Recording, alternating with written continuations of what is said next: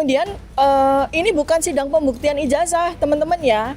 Bukan sidang pembuktian ijazah. Ya, ijazah ini hanya menjadi sebuah dokumen yang melengkapi menjadi bukti apakah saya memang mencemarkan nama baik atau saya melakukan fitnah atau saya betul-betul melakukan manipulasi terhadap dokumen yang sama sekali belum pernah saya pegang. Karena apa? Karena yang saya jadikan sebagai bahan kajian itu adalah benda digital yang beredar di internet. Ini supaya tahu, yang beredar sejak tanggal 1 April 2025 yang diupload oleh orang bernama Dian Sandi. Jadi itu bukan dokumen ijazah milik Joko Widodo. Sebab ijazah Joko Widodo andai kata ada, karena ada satu ahli yang bernama Dr. Bonatwa Silalahi yang sudah membuktikan secara administrasi publik bahwa ijazah Joko Widodo itu tidak ada. Yang ada yang beredar, yang dipakai itu hanya fotokopinya saja. Bismillahirrahmanirrahim. Assalamualaikum warahmatullahi wabarakatuh. Waalaikumsalam warahmatullahi wabarakatuh. Hasbunallah wa ni'mal wakil, ni'mal maula wa ni'man nasyir, la haula wa la quwata illa billahil aliyil azim. Hari ini, hari Senin, tanggal 13 Juli 2026, saya didampingi oleh sebagian dari tim advokat, tim TPDT, tim pembela Dr. Tifa. Sebelah kiri saya adalah advokat Dedi Suardadi, sebelah kanan saya advokat Burhanuddin Suralaga, sebelah kanan saya lagi adalah advokat Ridwan Rahman. Dan kami saat ini menunaikan kewajiban untuk melakukan wajib lapor. Ini yang ketiga di Kejaksaan Negeri Jakarta Selatan. Dan bersama dengan itu kami juga sudah menerima surat undangan surat undangan untuk sidang. Minta tolong bacakan. Ya, surat panggilan sidang.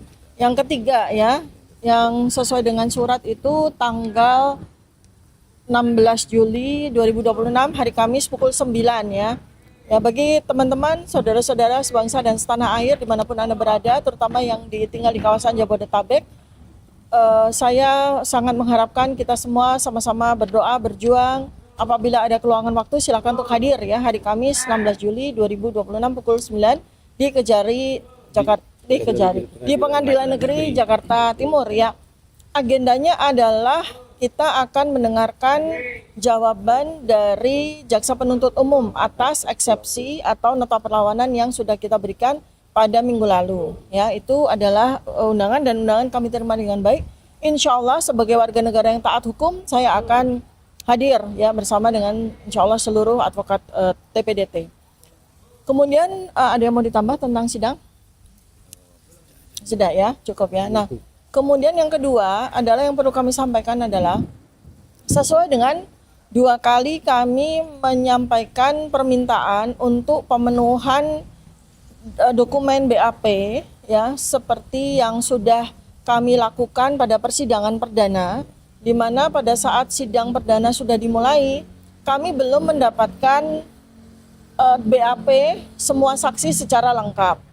Untuk remind ya, bahwa untuk diketahui ya bahwa sesuai dengan pernyataan atau penjelasan dari Polda Metro Jaya bahwa mereka untuk kasus dugaan ijazah palsu ini, untuk kasus pencemaran nama baik saya menjadi orang yang terkriminalisasi ini, Polda sudah memeriksa 130 saksi ya, diantaranya ada 26 ahli.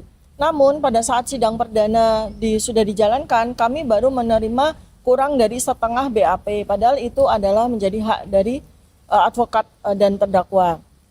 Nah, oleh karena itu maka kami melakukan protes ya pada saat itu, dan kemudian sudah dipenuhi ya. Untuk yang kedua sudah dipenuhi. Sudah dipenuhi lagi tambahan BAP, jadi jumlah kurang lebih ada 111 BAP yang kami terima. Begitu ya? Ya, sekitar 111. Jadi memang masih ada yang belum kami terima, tapi untuk kami rasa sudah cukup ya. Sudah, kalau memang JPU hanya memberikan kepada kami BAP sebanyak 111 ya sudah, kita nanti akan bertarung ya untuk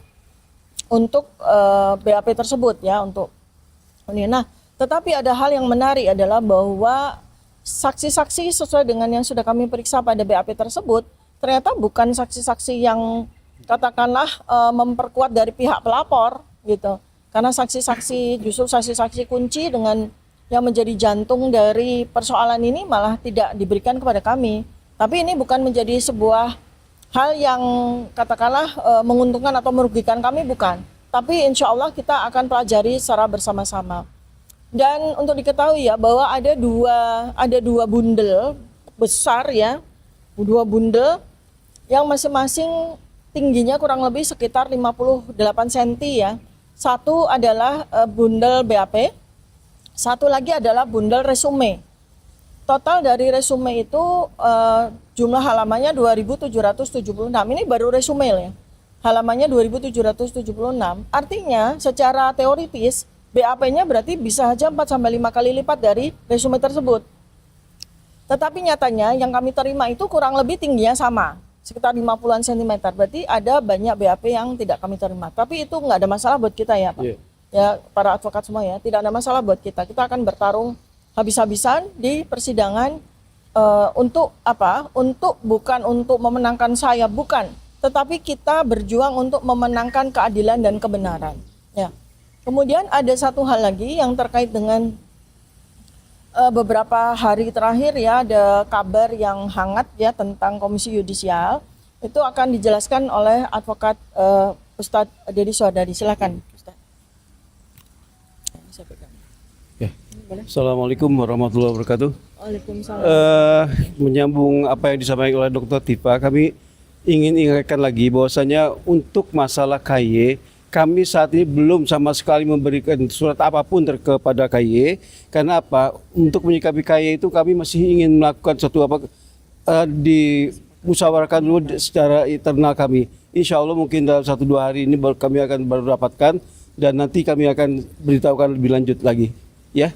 Insya Allah. Jadi mohon dicatat bahwasanya kami sampai saat ini belum melakukan suatu tindakan apapun terhadap KY, berhubungan dengan KY. Ya, oke. Ya, baik. Terima kasih Ustadz. Ada yang mau nambah tentang KY? Ya. Ya. Ditekankan bahwa kita mau rapat. Ya, bahwa di kabar yang berita di media sosial itu bukan dari pihak tim lawyer kita. Tim lawyer kami sampai hari ini belum melakukan tindakan apapun dan belum mengambil sikap apapun terhadap KY karena persidangan masih berjalan dengan baik, ya, masih fair menurut kami ya sikap hakim. Jadi dalam 2 hari ini kemungkinan 2 atau 3 hari kami baru setelah persidangan berikut akan mengkaji jalannya persidangan, apakah perlu kami membuat surat ke KY atau tidak, ya seperti itu aja dulu ya. Terima kasih. Jadi teman-teman semuanya, masyarakat Indonesia supaya clear ya bahwa tim TPDT sampai dengan hari ini belum melakukan tindakan apapun terkait dengan KY. Jadi masih kami kaji dan sejauh ini sidang sudah berjalan baik ya, sudah berjalan baik. Hakim juga baik, JPU pun juga demikian. Artinya sidang berjalan dengan lancar sehingga kami belum membuat sebuah pemikiran ya apakah KY perlu kita libatkan di dalam sidang yang terkait dengan saya. Jadi demikian ya teman-teman, semuanya clear ya. Dan saya mengharapkan agar doa, dukungan dan semua dari teman-teman dari seluruh masyarakat Indonesia terus membersamai kita dalam memperjuangkan keadilan dan kebenaran. Terima kasih. Assalamualaikum warahmatullahi wabarakatuh. Boleh, silakan. Yang pertama adalah dalam dakwaan kemarin banyak disebutkan justru kesaksian dari Kompol Syarif yang mana Kompol Syarif selalu dilibatkan di dalam kasus desa ini, dia melaporkan ke Pak Jokowi. Apakah Bu Siva melihat di sini ada semacam keanehan ya, seolah-olah dialah yang nanti akan dijadikan sebagai saksi tunggal di dalam pembuktian kasus ini atau seperti apa tanggapannya? Itu yang pertama. Baik. Terus yang kedua adalah soal BAP yang tadi disebutkan bahwa BAP-nya itu tidak lengkap yang diberikan oleh jaksa. Apakah masih akan ada upaya Dr. Tifa untuk tetap meminta BAP dari jaksa meskipun itu belum sampai dengan hari ini dan disebutkan belum lengkap ya? Iya. Silakan. Baik, terima kasih. Jadi atas pertanyaan pertama itu nama Kompol Syarif ya itu muncul pada surat dakwaan itu juga membuat kami semuanya terkejut ya, karena pada masa 1 tahun sudah kita jalani mulai dari saya menjadi saksi, kemudian menjadi tersangka, itu sama sekali nama tersebut tidak pernah dimunculkan oleh Polda Metro Jaya. Nah, terkait dengan apakah yang bersangkutan ini akan menjadi saksi untuk menggantikan saksi pelapor atau saksi korban, kita tidak perlu melakukan spekulasi di sini ya. Kita tunggu saja nanti. Dan yang jelas adalah kami semua para advokat sudah mempelajari baik-baik surat dakwaan yang berisikan tentang kesaksian dari Kompol Syarif tersebut, dan insya Allah kita akan siap untuk menghadapi semua pernyataan-pernyataan yang disampaikan oleh saksi di persidangan. Karena yang namanya keputusan dari hakim nanti itu adalah terkait dengan fakta persidangan ya. Jadi apa saja yang disampaikan yang terungkap di dalam persidangan, bukan yang ada di BAP. Jadi kita akan dengan senang hati kita nanti akan mendengarkan apakah Kompol Syarif nanti akan juga dihadirkan sebagai saksi gitu ya. Intinya apapun siapapun juga saksi yang dihadirkan oleh JPU kita siap insya Allah. Dan kemudian terkait dengan BAP, jadi setelah kami melakukan permintaan sebanyak 3 kali terkait dengan jumlah BAP yang tidak sesuai dengan apa yang disampaikan oleh Polda, ya mungkin kita berpikir bahwa kita sudah cukup ya untuk melakukan permintaan sebanyak 3 kali tersebut. Nah, mungkin ada pertimbangan-pertimbangan tertentu dari kejaksaan, dari JPU untuk tidak menggunakan BAP yang dibuat oleh Polda. Atau mungkin juga ada kebijakan atau pertimbangan dari Polda untuk tidak menyerahkan semua BAP dari seluruh saksi yang sudah diperiksa. Jadi itu ranah mereka lah ya. Jadi ranah Polda Metro Jaya maupun ranah dari kejaksaan ya. Setelah kami melakukan permintaan sebanyak 3 kali, kami rasa sudah cukup ya, dan insya Allah kami akan siap untuk mempelajari semua BAP yang ada dan seluruhnya akan kami jadikan sebagai fakta persidangan nanti. Satu lagi Dr. Tifa, hari ini masyarakat kan menantikan Pak Jokowi untuk hadir di persidangan dan membuktikan keaslian ijazahnya, itu yang hari ini sedang berkembang di masyarakat dan kita ketahui bersama Pak Jokowi ini biasanya senani belok kiri, dia mau hadir tapi ujung-ujungnya dia tidak mau hadir. Nah, kira-kira ada upaya apa dari tim pengacara ini supaya kita lega bahwa Pak Jokowi ini benar-benar sebagai seorang negarawan hadir dan membuktikan ijazahnya asli? Ya, jadi pertama adalah tanggapan saya, mungkin nanti bisa ditambahkan oleh para advokat semuanya ya. Tanggapan saya terkait dengan statement-statement yang disampaikan oleh Pak Joko Widodo sendiri maupun oleh para advokat maupun para termul ya.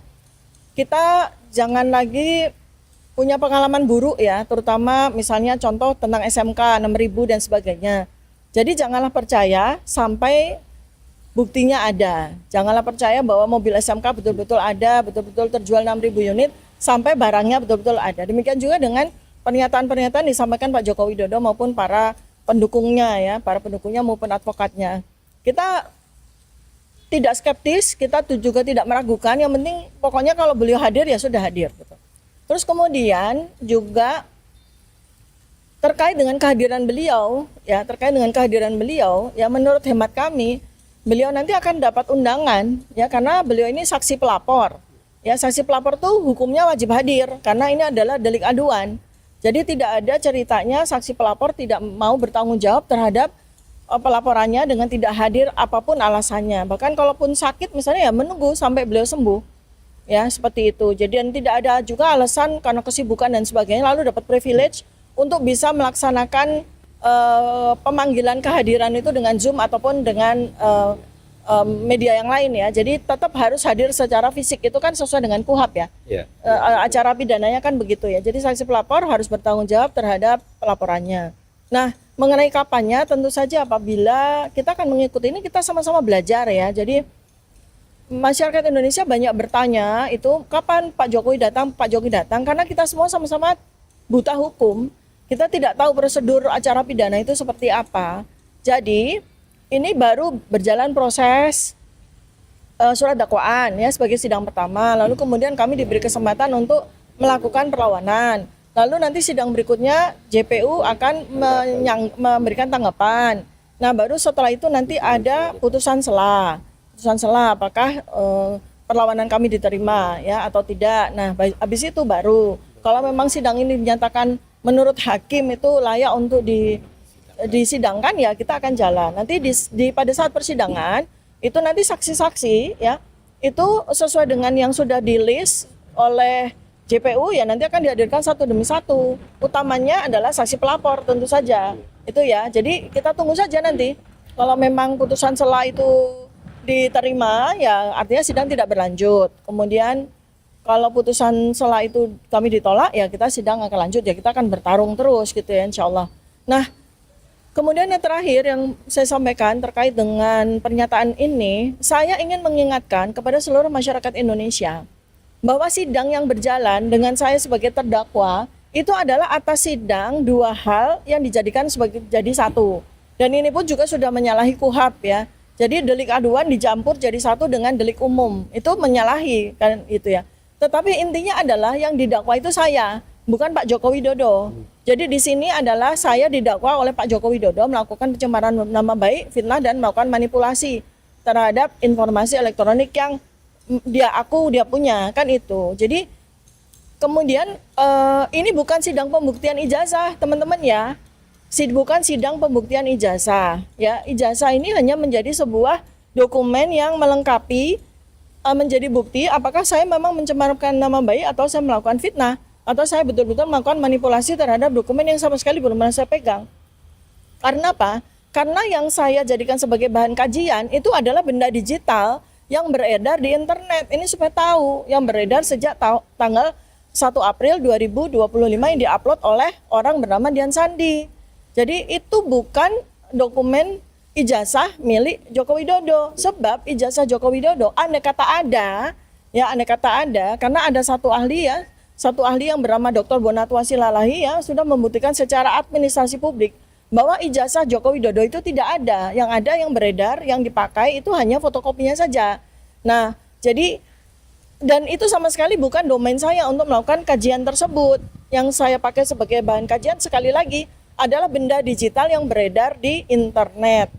Ya, kalau memang Pak Joko Widodo itu adalah lulusan, betul-betul lulusan UGM tahun 1985, beliau sama sekali tidak punya ijazah elektronik. Beliau sama sekali tidak punya dokumen elektronik, yang beliau miliki hanyalah ijazah kertas analog. Dan kita semua juga sama sekali belum pernah melihat kan ijazah analog seperti apa. Jadi itu adalah tuduhan yang salah alamat. Sekali lagi adalah saya tegaskan bahwa sidang yang sedang saya jalankan ini bukan sidang terkait dengan pembuktian ijazah Joko Widodo, ya, tetapi terkait dengan saya didakwa, sehingga yang saya lawan itu adalah dakwaan atas perbuatan yang didakwakan kepada saya. Nah, apabila ada pihak-pihak yang ingin sekali mendakwakan pemalsuan ijazah Pak Joko Widodo atau ingin membawa peristiwa atau kasus ijazah Joko Widodo ini ke persidangan, maka silakan Anda bikin laporan. Anda bikin laporan, ayo silakan Anda berani. Jadi Anda bikin laporan, dan yang bisa bikin laporan bukan hanya orang awam ya, bukan hanya orang umum, bahkan advokat aja juga bisa membuat laporan. Jadi buat Anda semua, apapun profesi Anda, apabila Anda memang ingin mengajukan dugaan ijazah palsu Joko Widodo ini kepada ranah persidangan, silakan Anda bikin laporan polisi. Saya itu sama sekali belum pernah membuat laporan polisi. Jadi dalam hal ini adalah saya ini yang dilaporkan, bukan saya yang melaporkan siapapun. Ya, demikian. Apakah ada pertanyaan lain? Ya, menarik tadi Dr. Terakhir dari yang terakhir. Ya. Tadi menyinggung Dian Sandi ya. Ya. Pertama kali postingan soal menyebutkan bahwa ini adalah ijazah asli Pak Jokowi. Ya. Itu ya di dalam postingan di Twitternya. Ya. Dan itulah yang menjadi dasar ketertiba Pak Roy dan kawan-kawan untuk meneliti ijazahnya. Nah, artinya di sini kalau kita lihat berarti muaranya adalah kepada satu orang itu, yaitu Dian Sandi. Ya. Nah, apakah ada upaya dari tim hukum Dr. Tifa ini mengenai Dian Sandi ini harus membuktikan bahwa itu beneran punya Pak Jokowi atau tidak nanti di persidangan? Apakah ada upaya itu nanti? Ya, tentu saja, karena kita lihat dari daftar saksi ya, nama Dian Sandi ini ada di dalam daftar saksi dan BAP-nya pun juga sudah kami terima. Jadi nanti kita tunggu saja, karena memang yang menjadi bahan objek kajian kami ya, terutama saya itu memang benda digital ya, saya sebut ya, benda digital atau artefak digital itu yang beredar yang di-upload oleh Dian Sandi. Nah, di dalam Undang-Undang ITE ya, sebagaimana juga yang kami pelajari sama-sama, ada namanya undang-undang yang berlaku kepada uploader dan downloader. Jadi Dian Sandi ini berperan sebagai uploader. Ya, sementara ketika kemudian Pak Joko Widodo itu melaporkan saya, beliau berperan sebagai downloader. Jadi itu kunci atau jantung dari peristiwa penggunaan benda digital. Dan ini ada di undang-undang. Lalu kemudian yang paling penting adalah kalau saya belum tahu ya apakah dakwaan saya dan ini yang sangat tidak fair ya di sini ya. Jadi saya itu diberi beban ya atas perbuatan orang lain. Jadi dari 28 perbuatan orang lain dalam bentuk link ya, itu hanya 5 yang berkaitan dengan saya, dan itu pun dari 5 itu pun ada yang langsung, ada yang tidak langsung. Jadi itu sungguh sangat tidak adil, sungguh sangat tidak fair membebankan perbuatan orang lain yang banyak orang itu dibebankan kepada saya. Ya, itu yang harus ditekankan terus oleh kita, dan kita akan permasalahkan itu di sidang ya. Kemudian harapan kami dengan adanya pembebanan yang melampaui daripada apa yang saya lakukan, mudah-mudahan itulah yang memperkuat juga eksepsi kita ya, begitu. Baik, Bang Ridwan, Bang Burhan, Ustadz, ada yang mau ditambahkan? Ya, kehadiran. Ya, tambahkan sedikit. Boleh. Ya, Assalamualaikum warahmatullahi wabarakatuh. Kami sebagai advokat soal kehadiran Pak Jokowi itu sebenarnya kalau dia seorang negarawan sudah hadirlah untuk melihat perkembangan barangkali. Tapi yang jelas waktu saat kesaksian seorang pelapor itu wajib. Kalau tidak hadir pun mungkin pihak hakim akan mengambil keputusan, dan itu barangkali bisa dijemput barangkali. Mungkin itu aja dari advokat. Makasih. Bang Burhan? Iya. Pak Ustadz, ada yang mau ditambah? Oke. Untuk Pak Jokowi, saatnya sekarang Anda buktikan bahwasanya Anda itu seorang negarawan sejati. Datangi sidang Dr. Tifa nanti setelah ada panggilan dari Pengadilan Negeri Jakarta Timur. Ya, kami tunggu ya Pak. Oke. Assalamualaikum warahmatullahi wabarakatuh. Waalaikumsalam warahmatullahi wabarakatuh. Ya, baik, terima kasih. Mudah-mudahan bermanfaat. Assalamualaikum warahmatullahi wabarakatuh. Assalamualaikum.